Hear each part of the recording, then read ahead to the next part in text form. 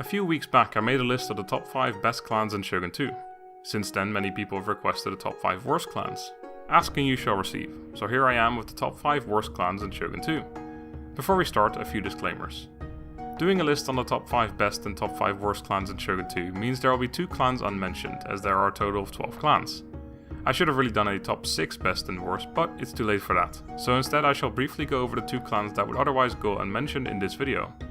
As always, this top 5 is based on my personal experience playing each clan on legendary difficulty.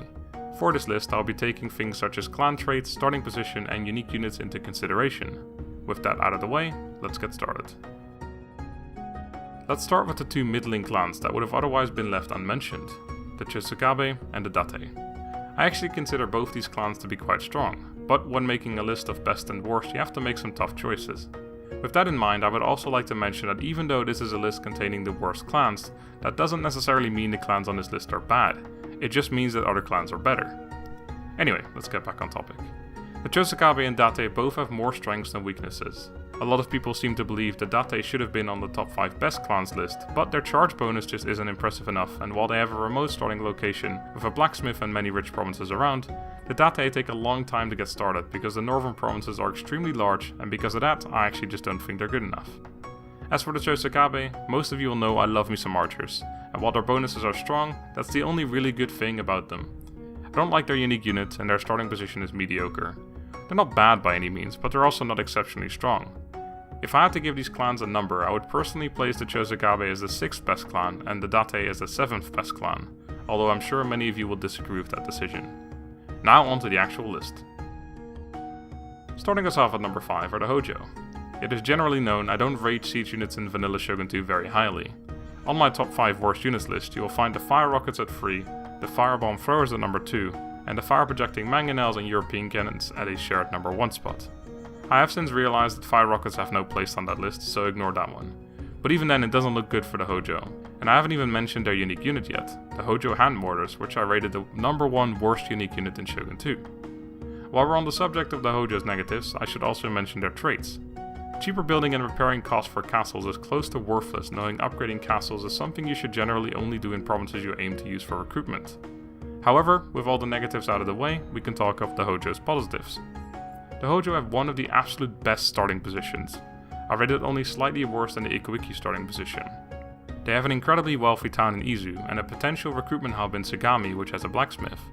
The Hojo are also able to immediately acquire an alliance with the Imagawa, who are allied with the Takeda, who you will also be able to ally with, essentially creating your own triumvirate, leaving you in an incredibly safe starting position. Based on units alone, I would have thrown the Hojo right at the bottom of this list, but their starting position saves them from damnation at a decent 5th position. Moving on to number 4, where I have placed the Mori.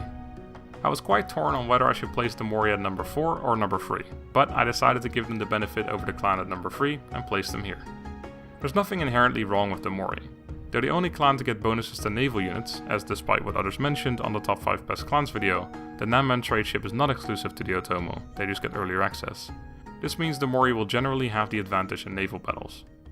They also start off with a Bokaboya out in the water, and the ability to build more immediately, letting them capture most if not all the western trade nodes before anyone else, giving them a huge financial boon once they get trade ships.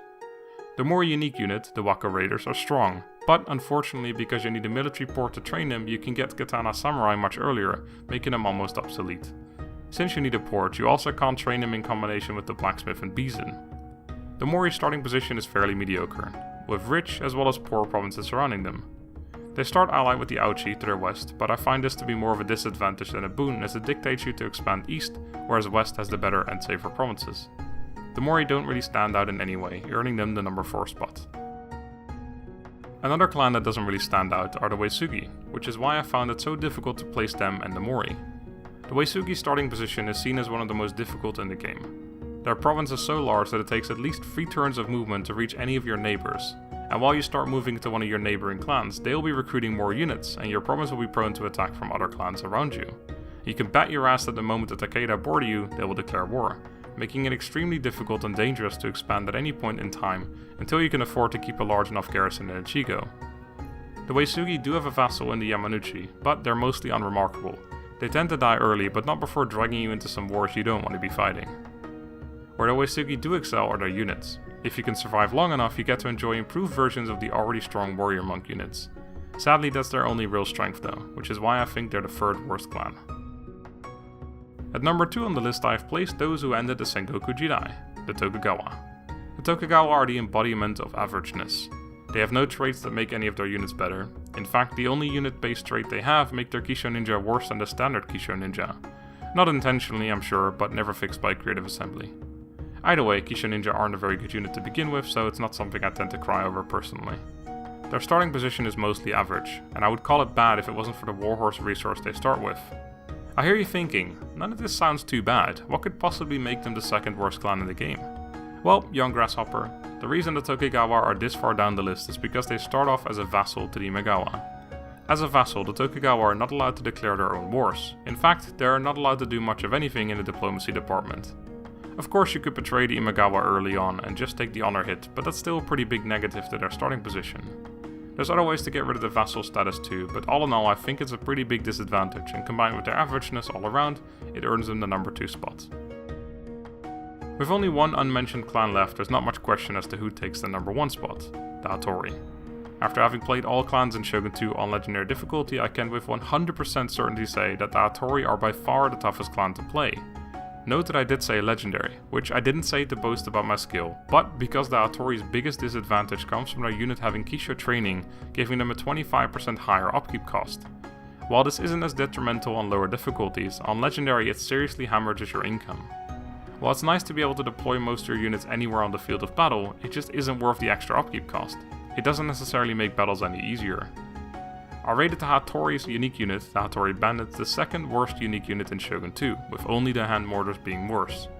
Their starting position is tough, being close to major players such as the Ikoiki and Oda, as well as some other tough enemies in the Tsutsui and Hatakeyama, and their starting province doesn't really help in the financial department either. There's not many redeeming factors for the Hattori, and to me, that makes them the worst clan in Shogun 2. That's gonna do it for my top 5 worst clans in Shogun 2. Do you agree with my list or does yours look different? Let me know in the comments. In case you missed it, I now have an official merchandise store. Check the links at the top of the description. Finally, if you'd like me to make more of these videos, please consider supporting me on Patreon. Thank you very much for watching, have a good day, and goodbye.